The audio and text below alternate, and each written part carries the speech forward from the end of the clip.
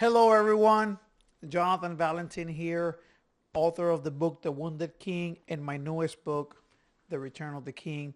Today, to spend this time with you talking about The Return of the King, chapter 10.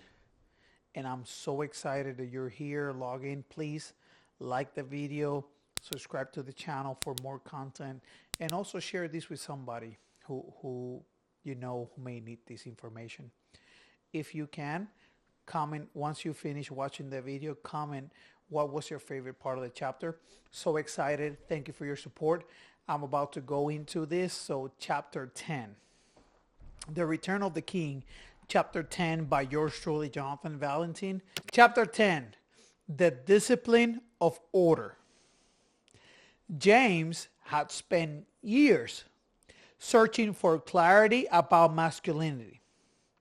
He had observed culture, wrestled with expectations, confronted by the wound of his past, and begun taking responsibility for the direction of his life. Yet, the deeper he stepped into responsibility, the more he realized that good intentions alone were not enough. Responsibility without discipline eventually collapses.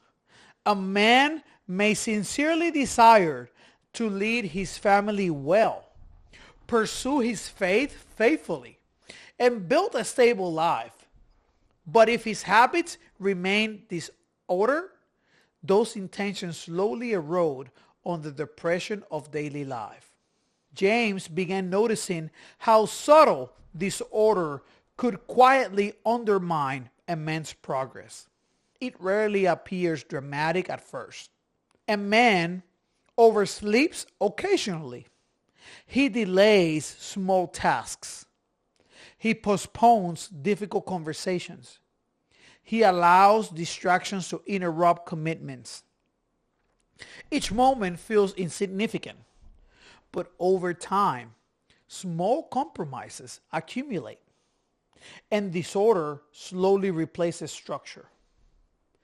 James realized that the difference between men who drift and men who remain steady often comes down to something simple: order. Order is not glamorous. It rarely receives attention, but it shapes everything. A man whose life is order begins his day with intention rather than reaction. He understands what responsibilities require his attention and structures his time accordingly. A man whose life lacks order wakes up already behind, reacting to whatever pressure appears first. James had lived in both worlds. There were seasons when his days felt controlled by urgency. Work demanded attention. Messages required replies. Tasks appear without warning.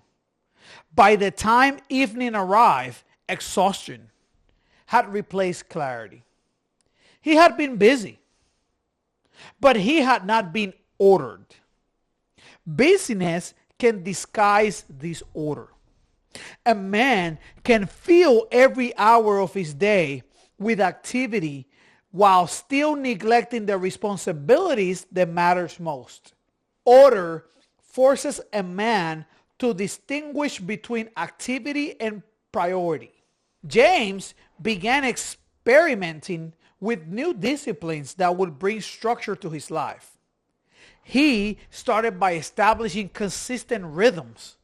Morning became sacred. Before the noise of the world could intrude, he carved out time for prayer, reflection, and reading. These moments were not dramatic. They were quiet and at times difficult. Silence had a way of exposing the thoughts that a man often tries to ignore. But over time, quiet mornings became the anchor for his day. James discovered that beginning his day with intentional alignment shaped everything that followed. His decisions became clearer. His reactions became calmer. His priorities remained visible. Order created stability. He also began paying closer attention to the discipline of his body. Physical health may seem unrelated to spiritual responsibility, but James began to see how closely the two were connected.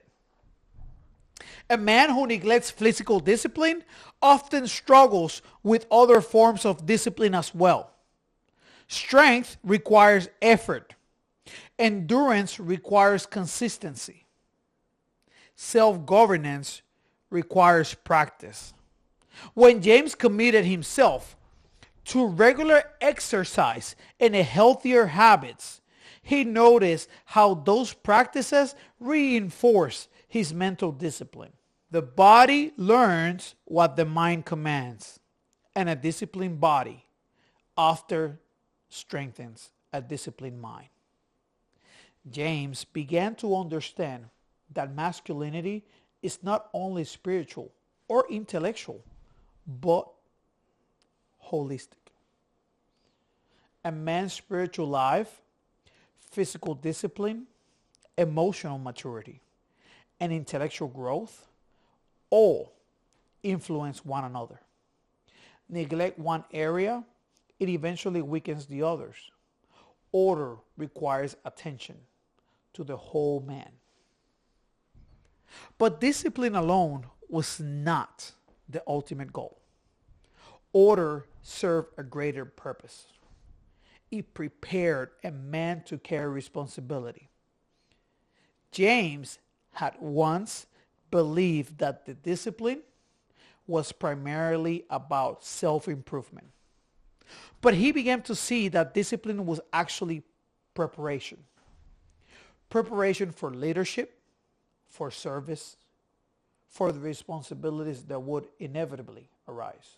A man who develops discipline before responsibility arrives will be far better prepared when others begin depending on him. James often thought about the kind of father he hoped to become one day. Children require stability, require consistency. They require a man who can remain steady when life becomes difficult. Those qualities do not appear suddenly when a child is born. They must be developed long before. Discipline builds that foundation. James also noticed something subtle about older men. They carry themselves differently, not with arrogance or superiority, but with calm confidence. They did not appear rushed or chaotic. Their decisions were deliberate. Their speech was measured. Their presence brought stability to the environments around them. James admired that steadiness and recognized that it was the natural result of a life governed by order. But order does not appear automatically. It must be cultivated intentionally. And cultivation requires humility. James learned quickly that maintaining discipline was far more difficult than starting it. Anyone can begin a new habit for a few days, but consistency over months and years reveals true character. There were mornings where he did not feel motivated to rise early. Days when distractions tempted him to abandon his routines. And moments when the easier path seemed more appealing. But discipline required persistence. James learned to remind himself that discipline is not measured by how a man behaved on his best days, but by how he behaves when would rather do something else. These moments tested his resolve. but they also strengthened it. Over time, discipline became less about force and more about identity. James began to see himself as a man who lived with order, and once identity shifts, behavior often follows. But he also understood that discipline without humility can become dangerous. A man who becomes proud of his discipline may begin to judge others rather than lead them with compassion. James guarded against this by remembering his own journey. He had not arrived through perfection, but through correction, through failure, through humility, and through moments of honesty that forced him to realign his life.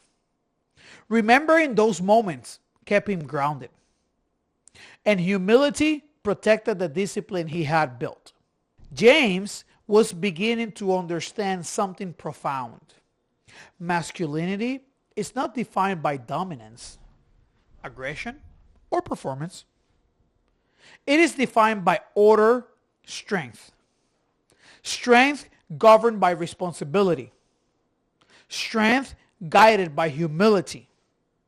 Strength disciplined by purpose. That kind of strength does not need to be announced.